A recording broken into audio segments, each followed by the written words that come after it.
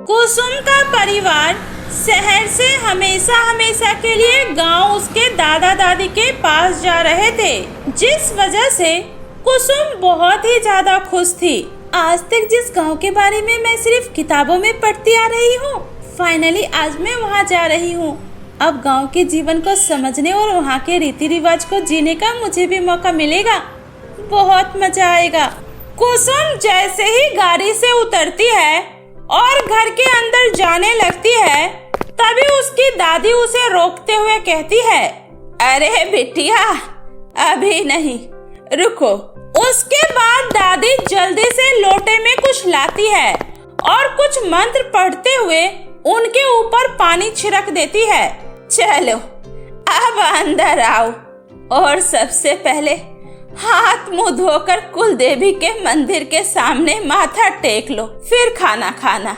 Mummy ये सब क्या है? बेटा यही तो गांव के रीति रिवाज है।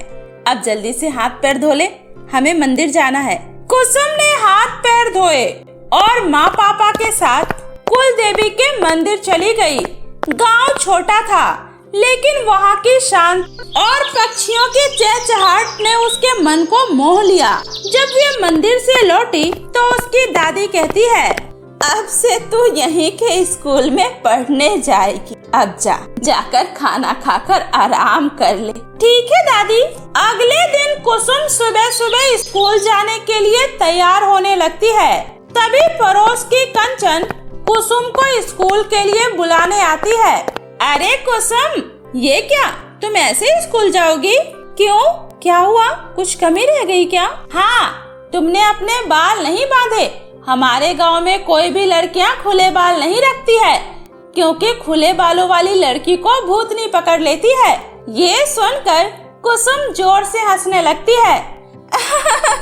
अच्छा, इंटरेस्टिंग, ये तो बहुत अच्छी बात है। मैं भी देखती हूँ आखिर ये भूतनी होती कैसी है। मैंने इसके बारे में काफी सुना है। इसी बहाने अब मुझे भूतनी के रियल में दर्शन हो जाएंगे। कुसुम, मैं मजाक नहीं कर रही हूँ, ये सच है। अरे ये सब फालतू की बातें हैं, अंधविश्वास है।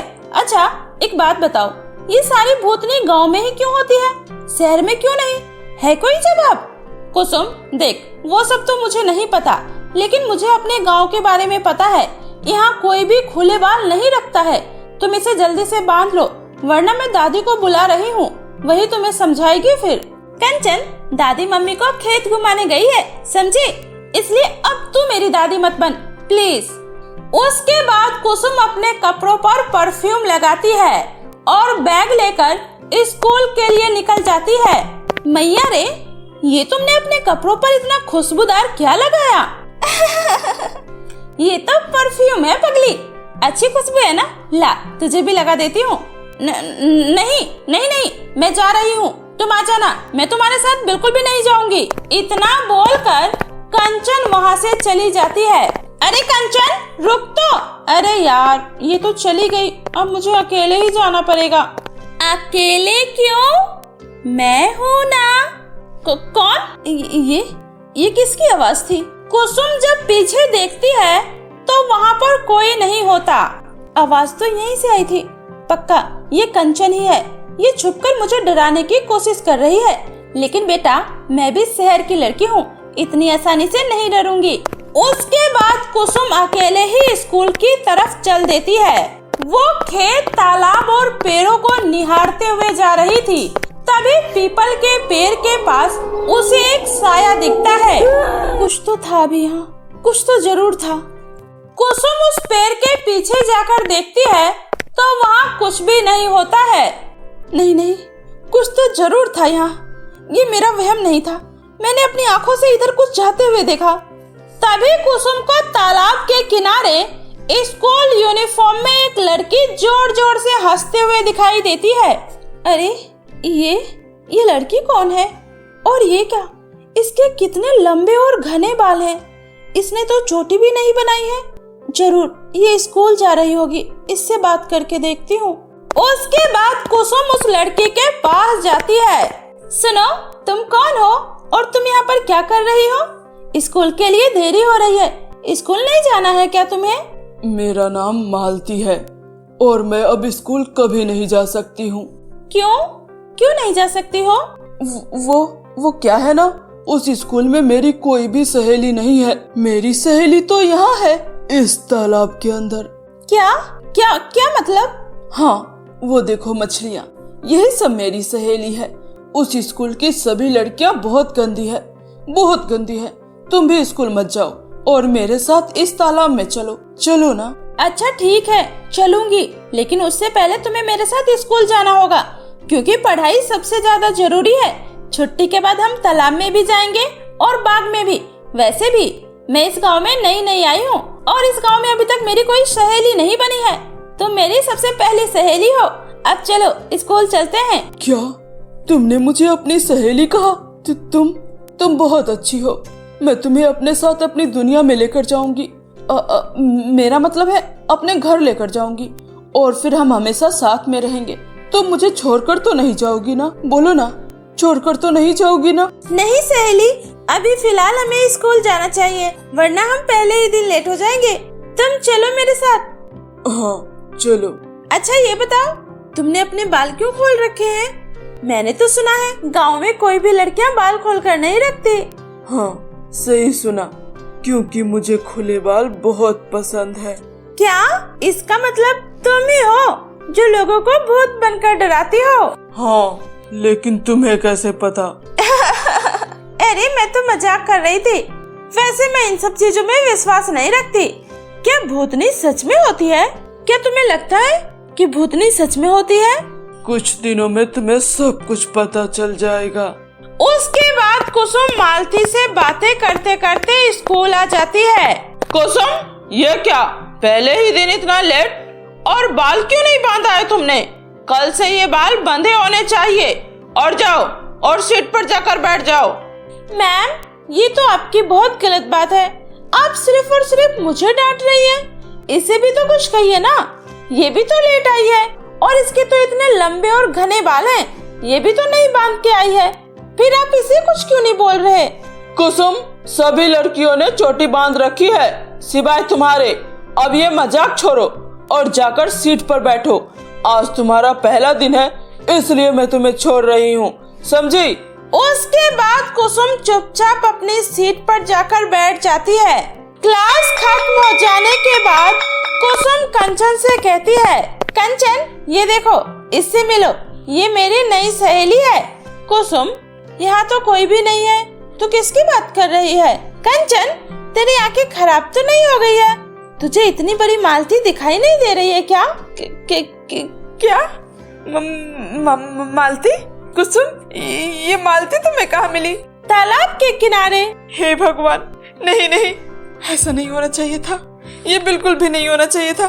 कुसुम, तुम उसकी कोई भी बात मत सुनना। वो इंसान नहीं है, वो भूतनी है। तुम उसके साथ कहीं मत जाना। उसकी बात मत सुनना कुसुम, उसकी बात मत सुनना। मैं अभी दादी को बुला कर लाती हूँ। उसके बाद कंचन भागते हुए दादी को बुलाने चली जाती है। कुसुम, ये लोग मेरी और तुम्हारी दोस्ती को तोड़ना चाहते हैं, इसलिए ऐसा कह रहे हैं। तुम इनकी बातों पर बिल्कुल भी ध्यान मत दो। तुम मेरी सहेली हो, इसलिए तुम मेरे साथ चलो। लेकिन कहाँ? तालाब के पास। वहाँ कोई आता जाता नहीं है, हम आराम से वहाँ पर बातें कर सकते हैं। चलो। उसके बाद मालती कुसुम को लेकर तालाब पर आ जाती है। मालती आगे आगे और कुसुम पीछे पीछे चल रही थी। तभी कुसुम देखती है कि मालती के पैर जमीन को नहीं छू रहे हैं। ये कैसे हो सकता है? मालती हवा में कैसे चल सकती है? ये तो पॉसिबल ही नहीं है। तभी मालती कहती है, दोस्तों ये देखो, मैं तुम सब के लिए खाना लेकर आई हूँ।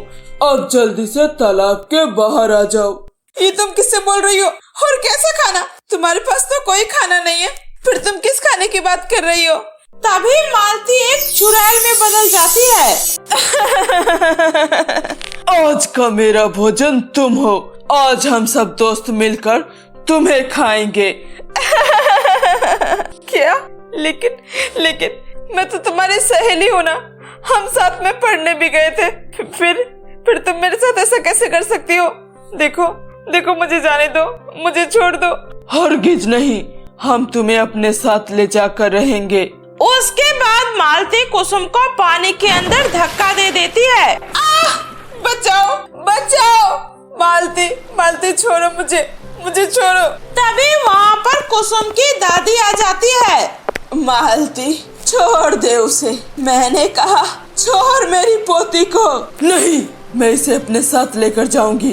तू मेरा कुछ नहीं बिगाड़ सकती है, कुछ भी नहीं। उसके बाद दादी एक मंत्र पढ़ती है और फिर मंत्र पढ़कर उस पानी में छिड़क देती है, जिससे मालती की आत्मा वहाँ से गायब हो जाती है।